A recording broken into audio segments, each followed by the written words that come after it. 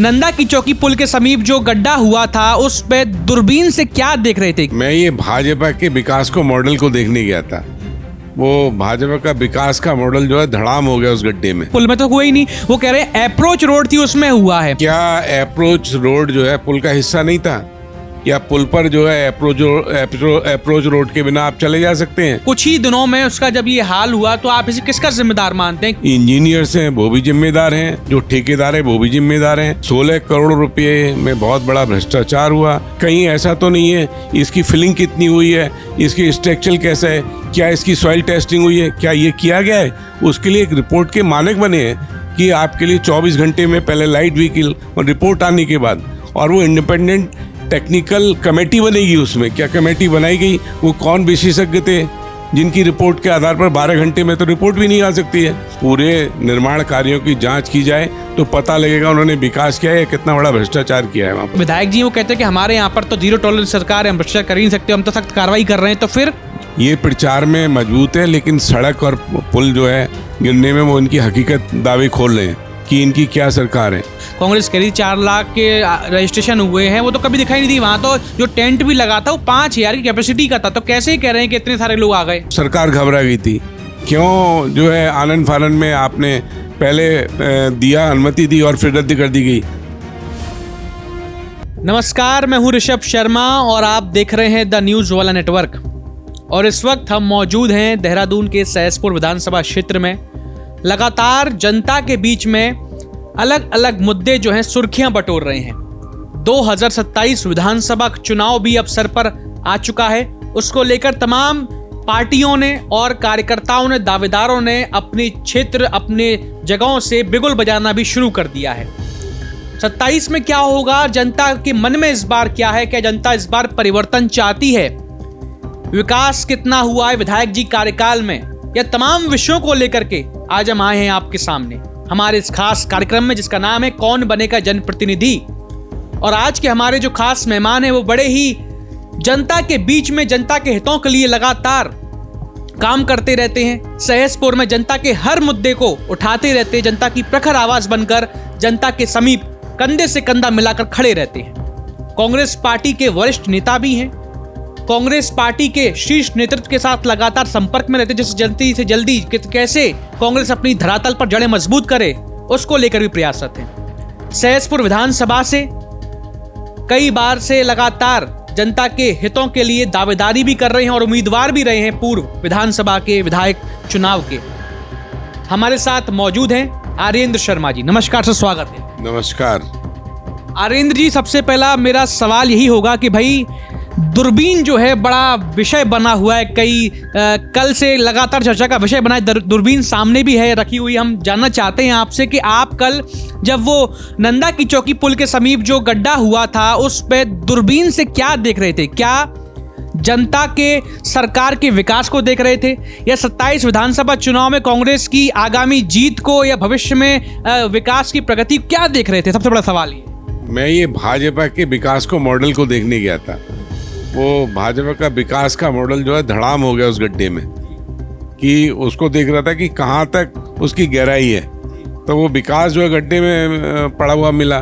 जो इतना बड़े विज्ञापन, बड़े बड़े दावे थे, तो विकास जो है धड़ाम हो गया। अच्छा, जैसे कि आपने विकास की बात करी, कल जो नंदा की चौकी पर जो एक तरह से जो घटना हुई है कि वो धंसकन हो गई है, तो कई लोग तो भाजपा के ये कह रहे हैं उसको दावे को कि भाई ये जो कांग्रेस के जो नेता हैं वो कह रहे हैं कि पुल ढह गया, पुल में ये हुआ वो हुआ, पर पुल में तो हुआ ही नहीं। वो कह रहे हैं अप्रोच रोड थी उसमें हुआ है। तो सवाल सबसे बड़ा ये, आपको क्या लगता है? क्या अप्रोच रोड जो है पुल का हिस्सा नहीं था? या पुल पर जो है अप्रोच रोड के बिना आप चले जा सकते हैं? अप्रोच रोड भी पुल का ही हिस्सा है। उसमें तकनीकी जब फॉल्ट आता है तो पूरा ब्रिज जो है जिसके बेस होता है, जब वो हिल जाएगा तो पुल कहाँ बचेगा? उसका जब कटाव होता है पानी का, अगर किसी को पता नहीं है कि अप्रोच रोड क्या होती है तो क्या कहा जा सकता है अज्ञान लोगों के लिए? 16 करोड़ रुपए की लागत थी और 12 जुलाई को जो है उसको संभाला गया था, एक तरह से दिया गया, जनता को समर्पित किया गया, और उसके बाद कुछ ही दिनों में उसका जब ये हाल हुआ तो आप इसे किसका जिम्मेदार मानते हैं? क्या इसमें सरकार का तंत्र, जो अधिकारी हैं वो जिम्मेदार हैं इस बात के, या फिर सरकार के जो इस पूरे विभाग के जो मंत्री हैं वो जिम्मेदार हैं? इसमें जो इंजीनियर्स हैं वो भी जिम्मेदार हैं, जो ठेकेदार हैं वो भी जिम्मेदार हैं। 16 करोड़ रुपए में बहुत बड़ा भ्रष्टाचार हुआ, और ये मैंने 7 जुलाई को ही इसके ऊपर एक प्रेस की थी, और मैंने उसके पुल के बारे में तकनीकी जो जितनी खामियां हैं उसमें बताया था कि किस तरीके से ये जल्दबाजी में इस पुल का निर्माण किया गया है। ना कोई गुणवत्ता की जांच की है, ना टेस्ट कंट्रोल उसकी क्वालिटी देखी गई है, ना कोई टेक्निकल रिपोर्ट है, और जनता के लिए आनंद फानन में खोल दिया गया है। तो ये कभी भी इस पर ऐसी दुर्घटना हो सकती है, और मेरी बात सच साबित हुई।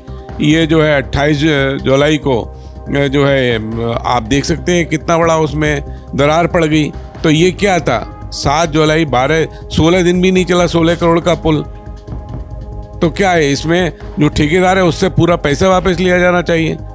जैसे कि उसमें जो एक बात ये भी निकल के आई कि जो धंसकन हुई है उसमें ये लोग कह रहे हैं कि भाई जिम्मेदारी जो है वो सरकार ले नहीं रही है। सरकार एक तरफ से सरकार जो है, या फिर जो तंत्र है, सरकारी तंत्र, वो कह रहा था देखिए हमने 3 घंटे में जो अप्रोच जो ढसकी है उस पर हमने मिट्टी डाल करके उसे तुरंत ही 3 घंटे के अंदर सख्त कार्रवाई करके आवागमन शुरू करवा दिया है। फिर ये क्या चीज़ है? देखिए, शायद अब इस पर मैं अभी प्रेस करने वाला हूँ 5 बजे। ये गड्ढा भरना, आपने किसी को एक हादसे को और बुलावा दे रहे हैं क्या?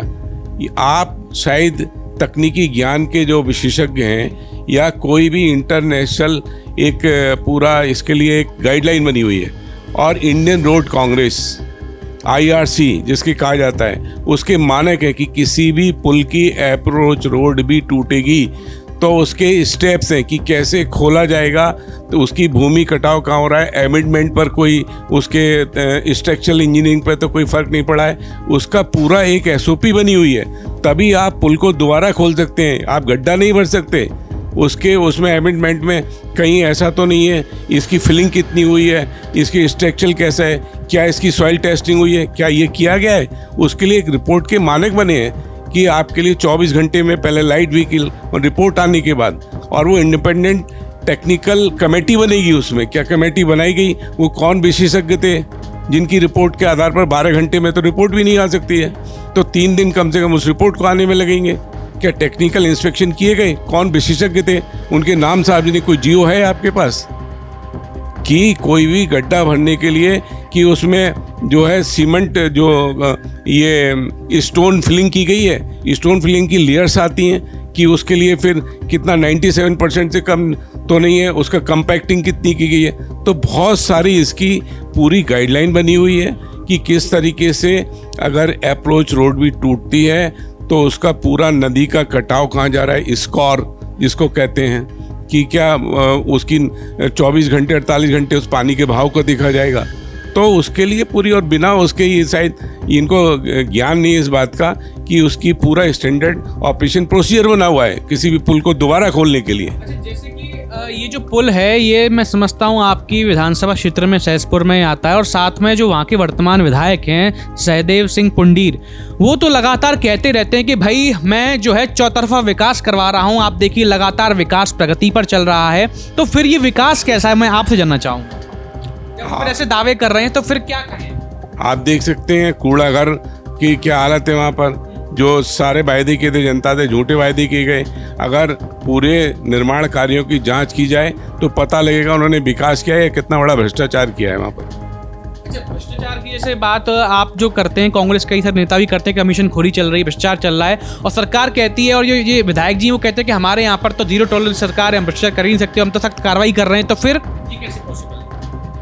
ये प्रचार में मजबूत है, लेकिन सड़क और पुल जो है गिरने में वो इनकी हकीकत दावे खोल रहे हैं कि इनकी क्या सरकार है, कि कितना बड़ा भ्रष्टाचार हो रहा है। ये पुल गवाही दे रहा है, चीख चीख कर गवाही दे रहा है कि प्रचार में और जमीन पर हकीकत क्या है। 27 विधानसभा चुनाव जो हैं 27/2027 के, वो भी अब नज़दीक हैं।